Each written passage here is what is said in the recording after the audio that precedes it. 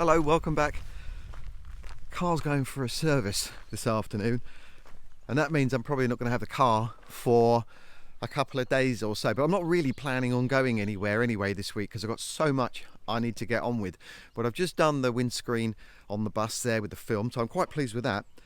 And I think we're going to go down to the beach, take this opportunity while we do have the car to try somewhere I haven't actually been to before. And I'm quite surprised about this because it's probably one of the most recognisable. About 45 minutes away. So let's go check it out.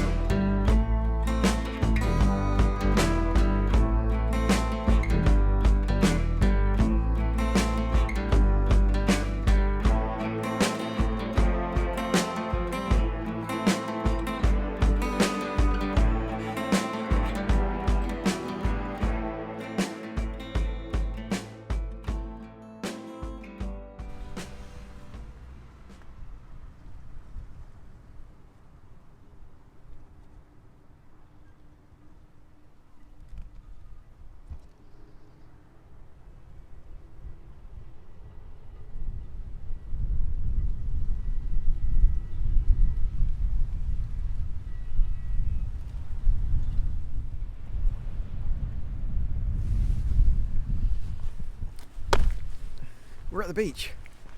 So I've never been here before. Just confirmed that because I don't recognise any of it. But we're right in Portimão and we're at Praia de Rocha. I've just found this building here. I'm going to have a little stroll through and see what we can see.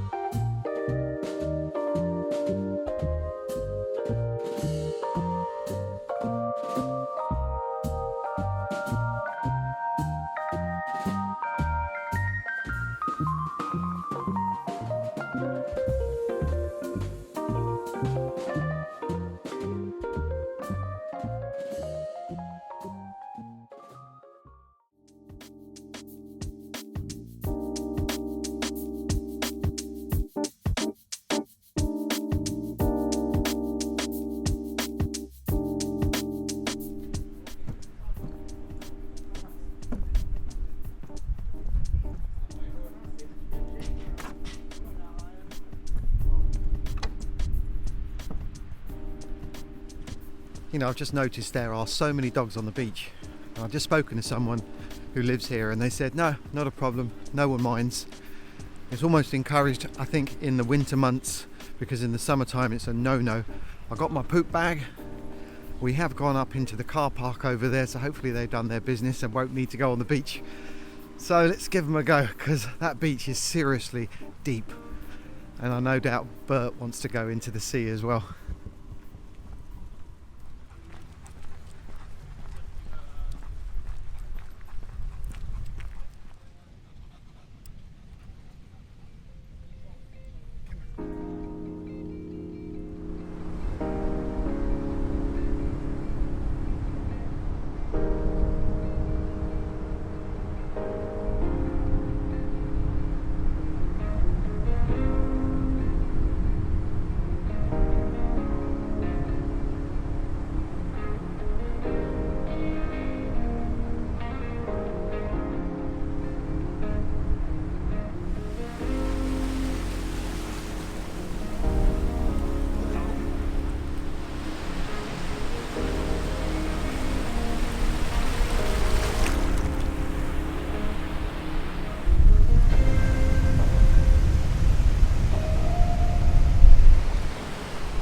Well, I have to say, this place is much nicer in the flesh than it is on the footage that I've seen and photographs.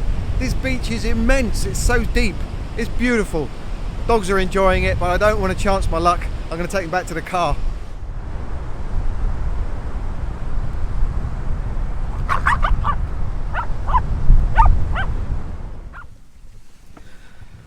Now there is still that side of me that absolutely loves being in an area where it's busy, it's beautiful, got the great beaches obviously, and I think if I was maybe even 15 years earlier, I probably would have preferred to have come to an area like this, but I still look forward to going back to the house now because it's such a very different feel.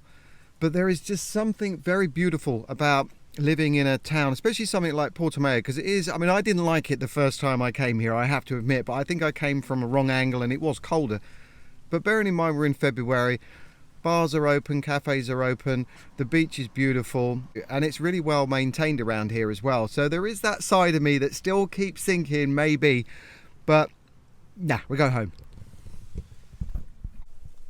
While I'm having my breakfast, I just realised I've been asked this question so many times. I should really answer it. It's just something I don't think about that much. At the moment in the winter, I'm tending to have these, an omelette. It's not very well presented. I have already started eating it, but it is really nice. 3-egg omelette with cherry tomatoes, spinach, mushrooms, onion, garlic. Got some pine nuts in there, a little bit of extra mature cheddar cheese. I do like a little bit of that in there. And on the side I've got an avocado, which I don't normally have, but I had it left over. They are quite expensive here, and I'm hoping further down the line, once I get to grow them, that I can have them on a regular basis. So that's pretty much my morning during the winter. In the summer times I change it because I'm always really hot, and I do go for the smoothies. And I know the stomach can't break them down. I've heard all the stories, but it's better than nothing. And I tend to put in there all the things that I don't ordinarily like. Banana is the one I put in there. That tends to camouflage the taste of everything. So I do get everything in there, but again, I know that the stomach doesn't break it down too well. But this is pretty much it for the winter time. I'll graze during the day, and in the evening I'll probably normally have chicken and broccoli and potatoes of some form. I love peas for some reason. If I'm cooking something hot, I always have peas with it. But other than that, I have the usual junk food as well. That's pretty much it in a nutshell.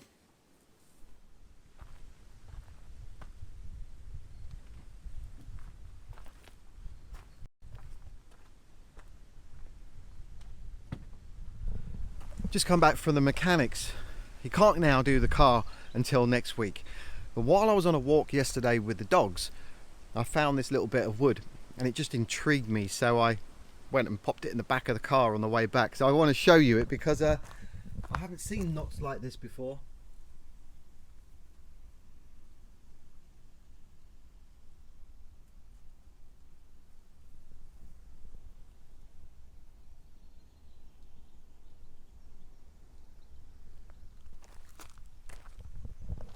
Just lying around.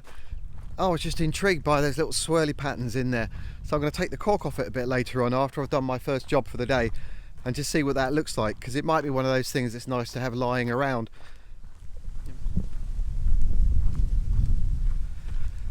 So I consider myself probably as someone who may be a little bit stubborn from time to time. But I do listen and I do like to learn. In actual fact, that probably sounds a little bit contradictory.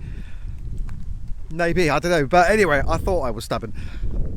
So I've been listening to and reading the comments, and as I'm spending time at the front near the gates for the next afternoon, I have a solution. I've decided that I'm going to listen to these comments and I'm going to move the oleander.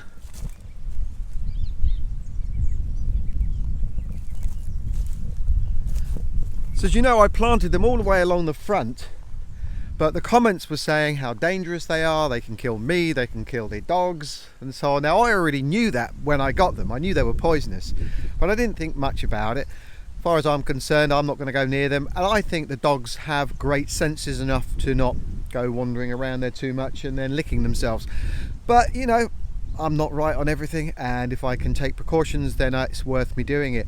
And I'm really surprised that I didn't actually do this in the first place. So the first thing I'm going to do is pop them on the other side of the fence, where they're away from this side, away from the dogs, and also it is going to clear up this side of the land anyway. It's going to make it a lot easier to clear up. I don't know why I didn't do it in the first place actually. So yeah, this is going to take a little bit of time, but it is worth it.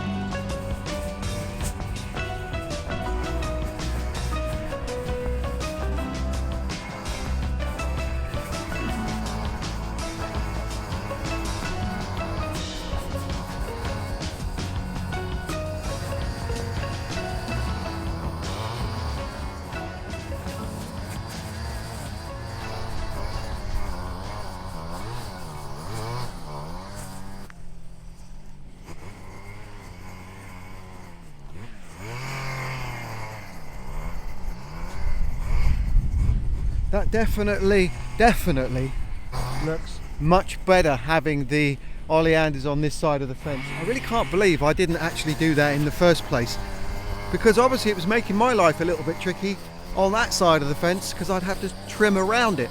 Now I can go over the whole of my side and then here a bit easier. So anyway, took quite a long time to do that. Sun's going down, Will's going nuts at the minute running around, and that's the sign. So I'm going to stop, go for a walk, and we'll start again tomorrow with something else. But I'm very pleased I did that, and I dare say there's a few people out there who are very, very happy that I did that as well. So sometimes I listen.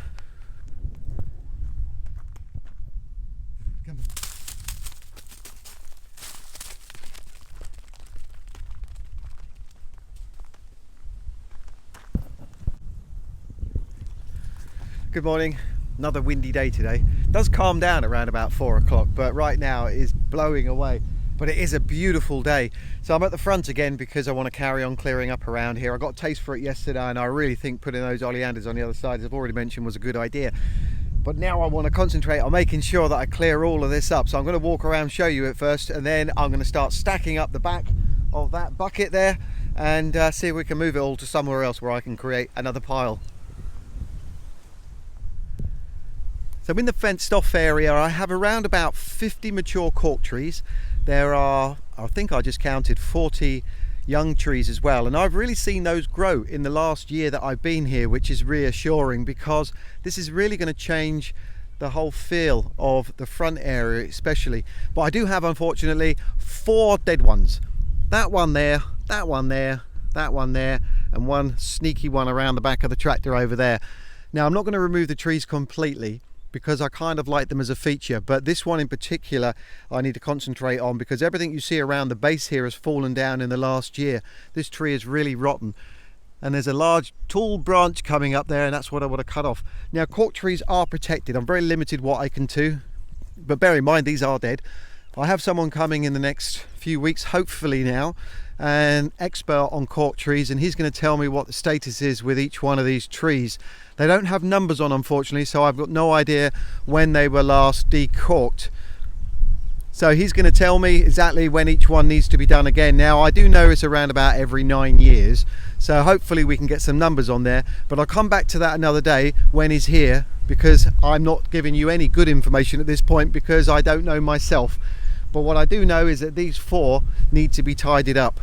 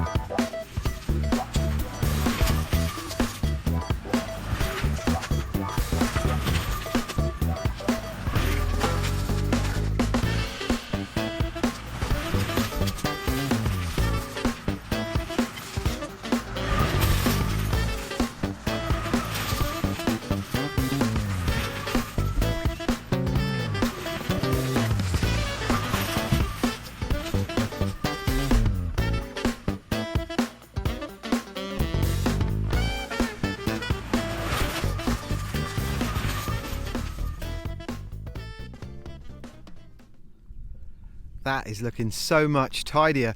Really, really glad that I did that today. This one here is very wobbly, so I don't think there's going to be much life in that one. That one down there, I'm going to cut the top off there tomorrow, just smarten it up, as with that one right there. I'm going to take the top off of that just to smarten it, and unfortunately I think the other one just through there is looking a little bit rotten. So I'm not going to pull them all down, I'm just going to tidy them up a little bit and let nature do its thing. When it all collapses I can remove it all, but you can see inside there that it's looking pretty rotten all the way up. Just thought I'd mention this because someone at some point is going to notice it. This fence is loose along the front, and that's intentional because I'm going to be building a stone wall all the way along the front and curving around to the gates. That's a bit in the future, but I needed to make sure that the dogs are contained, so this will do for now. Same with the barbed wire as well, but on the sides and the back it's nice and taut because they're going to be staying there. Anyway, we've done a pretty good job today. We're going to come back tomorrow, we're going to do all the rest of it, do a bit of trimming, cutting down the tops, tidy it up a little bit more, and then we'll move on to something else.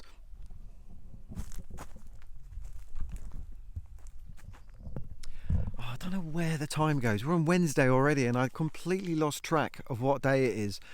So I'm going to end the video on that note, and in the next video I'm going to carry on tomorrow, do what I said I was going to do, and then I'm going to go up to the waterline and I'm going to start hopefully that trail and the boundary. So that's going to be fun for me to do anyway, and hopefully it'll be fun to watch. But thank you all very much for watching, and thanks for your support. As always, thumbs up and subscribe, and don't forget to watch the adverts and go into the about section. So until Saturday, look after yourselves. Bye bye.